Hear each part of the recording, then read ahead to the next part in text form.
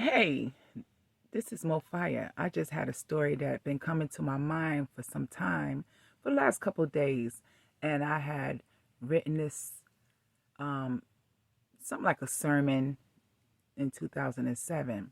So I was like, why does this keep coming to my mind? So let's figure this out together. And this sermon was this because back in the days, I used to want to be a preacher really bad because I didn't know at that time that a woman couldn't be a preacher. So I was just so adamant on how everything was going to be, and it was going to be called Spiritual Healing Hospital, where, people come together and they focus straight on the Lord for their seeking their blessings from God. So one day I just wrote this sermon, and I want you to close your eyes if you can and think about this. Think about a tree and the grass, where the tree and the grass meets, and then under the grass you have the root. That's when God sprinkled some salt dust or whatever dust on each one of our father's head and said, go to such and such house. And that's how he went over to our mother's house. And if they wasn't married, my parents was married, but that's how it starts, from the sprinkle. The sprinkle does have the man go over to the woman. And then it starts from the seed. We beat 1 in a million in the womb, because the womb is dark and we like hungry dogs going up there to beat 1 in a million. So we got to the egg, and then we started as the root, and that was the root of the tree. As the root breaks through the grass and makes a bark, that's represent us. The bark of the tree represents us, the people. So as we going up the bark, now I see myself going up the tree. You understand what I'm saying? You already have in your self-conscious mind what the representation of the tree means, and then you see yourself on the tree as if you literally can walk up a tree, and you can't. But that's what my spirit was. It was walking up a tree branch, and it represent growing, okay? And on my left-hand side, my hand was being held by God. And then next thing you know, here come the devil come and say, zip, zip, zip, zip, zip, zip, zip, zip. That's what it sound like. But in my self-conscious mind, it came to me, you want a Range Rover? You want that 5-bedroom brick house with bay windows? Huh? You want it? And then I was like, And then I had looked at the devil and I looked at God. And then I looked at the devil and he said, come on, come with me. You want it? So he went over to God. He said, come on, God, let me kill her. And God said like this, what? That's my child. How you gonna kill my child? No, you can't kill my child. No. But I tell you what, I will allow you to tempt her or him to see where they at. And the reason why he allowed that was because I already had second thoughts, or at least a came to me, when I should have stayed strong and said, no, I'm walking with God. Because you know why? Holding God's hand, he already could give me any and everything, because he's rich with rubies and gold and priceless. And he made everything in the world, and the devil is of the world. So how much can I get from somebody that's from of the world? But me, so stupid in my self-conscious mind, I let God's hand go. And I walked with the devil.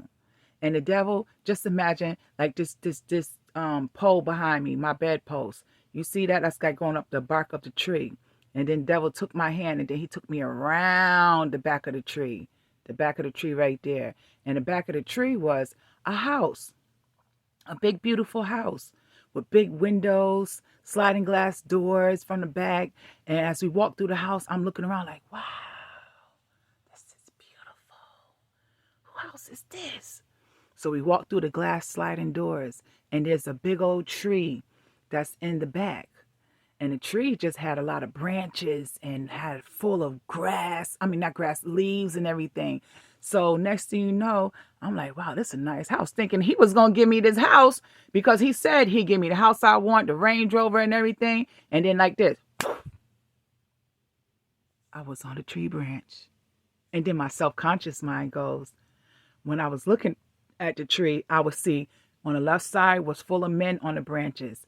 When I was looking on the right side, it was women, full of women on the branches. Then at the snap of a finger, me, Moefire, on a branch. So I'm sitting on a branch and I'm like, okay, I'm looking around and I see people all in these branches, like they just lamping like a tree house, like they sitting on branches.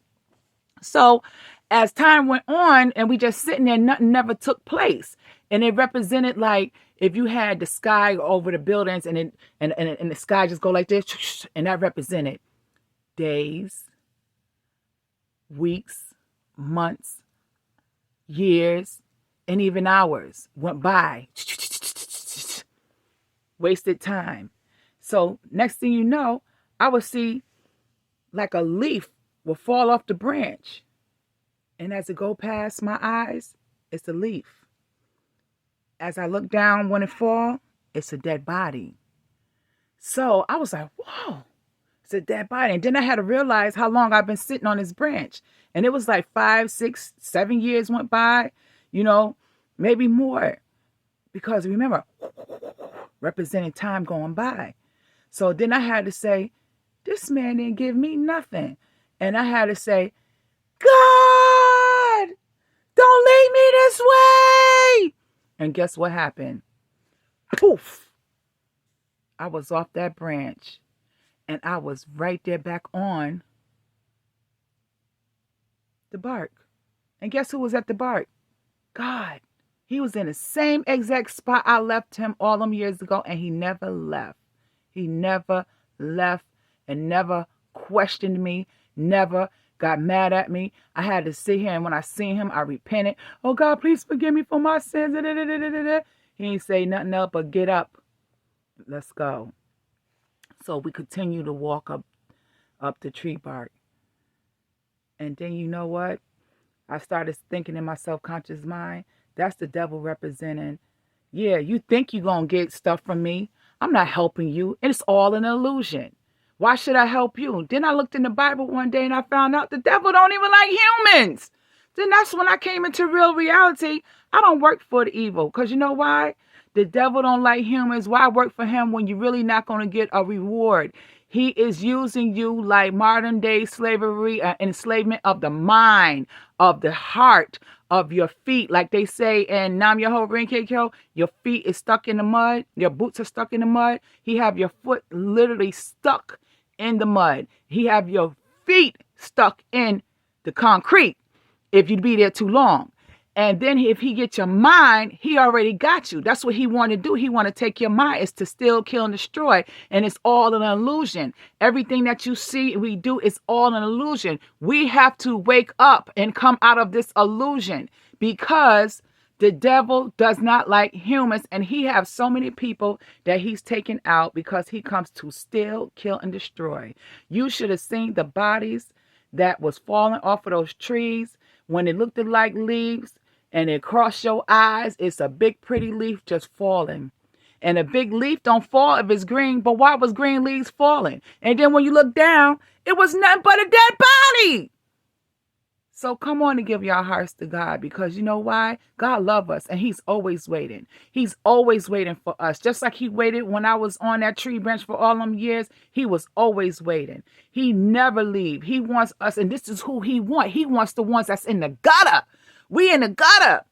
I think I'm the finest thing or the cleanest thing walking. I might not be the prettiest thing, but the finest thing in my heart and the cleanest thing. I know I'm clean. My body clean. And I wear the finest clothes. But he ain't looking for all that. He looking for the gutter rats. He looking for the brokenhearted. He looking for the confused. He looking for the lonely folks. He looking for the ones that need help. He looking for the ones that want a companion within them, and which is Christ. He can fill that heart up. That's what he wants. And if we just can give him a little bit of time just to call, God, don't leave me this way. And guess what? Our life will change like a blink of an eye. But he don't want us to surface talk. Oh, God, I did wrong today. Come help me. You think it's possible, this and that. He wants you to call from your soul. When I was on that tree bark, that tree branch, and I was like, don't leave me this way. That's what moves the power of the magical mist, poof, of God within.